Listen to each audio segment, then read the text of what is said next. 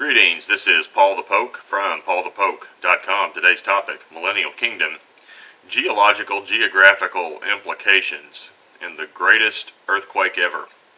The scripture reference is Revelation 16 verses 17 through 20.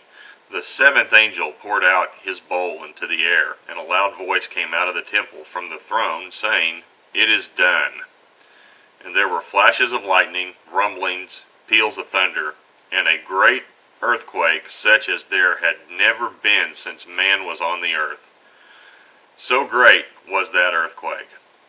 The great city was split into three parts, and the cities of the nations fell, and God remembered Babylon the Great, to make her drain the cup of wine of fury of his wrath. And every island fled away, and no mountains were to be found. The context of this verse is just before the second coming of Christ, and it occurs near the end of the 7-year tribulation. The millennial kingdom is about to start. And the seventh bowl concludes the judgments upon the earth and humanity. And one particular area I want to take a look at is the phrase in the verses, "and a great earthquake such as there had never been since man was on the earth. So great was that earthquake." This is the last earthquake that's mentioned in the Bible, and it will be the largest and the strongest in the history of humanity. And this earthquake will also be the most destructive.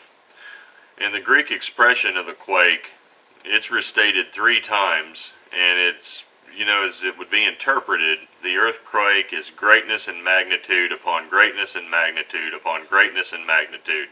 I mean, it's repetitive to try to emphasize the scale of it. And the scale and power are larger than anything that can be seen. I don't know if you guys have seen mega quakes on Discovery Channel, and the biggest one they have is right around 9.0. I mean, this thing is, I don't know where it would register. It'd be silly, but it's going to take away all the mountains and no more islands.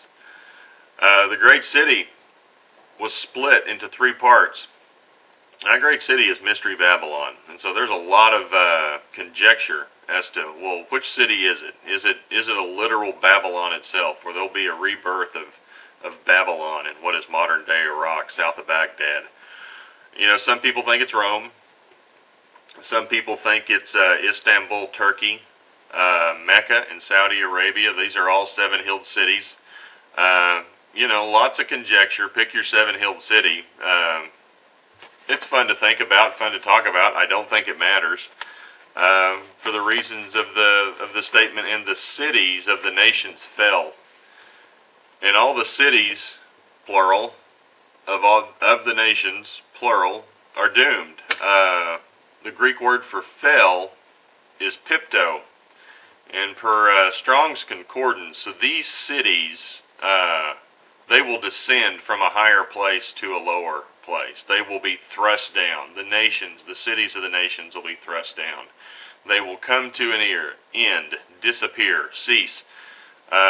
Another translation is they will lose authority. The cities will no longer have force. Those are literal translations. Now, metaphorically, it means to fall under judgment, come under condemnation. And I think the initial statement in the verse, "it is done," pretty well, that says it. The other phrase is, "every island fled away, and no mountains were to be found." So the idea, just look around the world, no more mountains, no more islands. This is significant changed geography, and it's noted multiple places in the Bible. So this is not a isolated incident. Oh, it just says that in Revelation. That's not exactly the truth.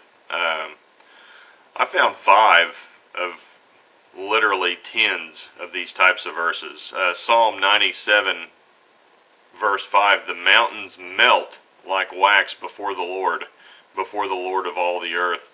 Psalm 46 verse 6, "the nations rage, the kingdoms totter. He utters his voice, the earth melts." Isaiah 24 verse 1, "behold, the Lord lays the earth waste, devastates it, distorts its surface, and scatters its inhabitants." Isaiah 24 verse 19, "the earth is utterly broken, The earth is split apart. The earth is violently shaken. Micah 1 verse 4, and the mountains will melt under him, and the valleys will split open like wax before the fire, like waters poured down a steep place. I mean, so the level of destruction, I don't know that we can comprehend that, but it does say what it says. It's there in multiple places. And Peter even talks about this. The first time the earth was judged, it was by water. The second time will be by fire.